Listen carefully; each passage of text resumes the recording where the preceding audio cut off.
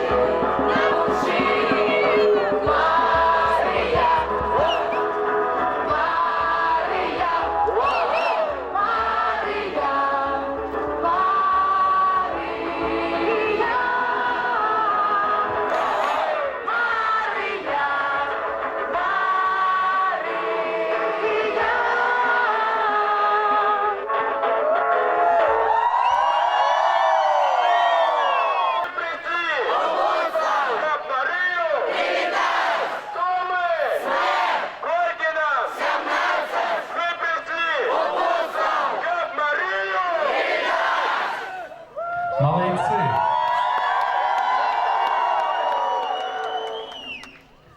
Сердечно вітаю у Буцлаві Салезіанську молодіву евангелізаційну пілігримку. Покінче трохи сил на вечір. О 18-й годині розпочинається свята імша для пілігримів, на яку я сердечно запрошую.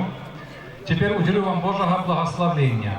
Хай добрий Бог вас благословить, а Отець, і Син, і Дух Святий. Амінь. Сердечно запрошую. Маті чекає. Коли ласка.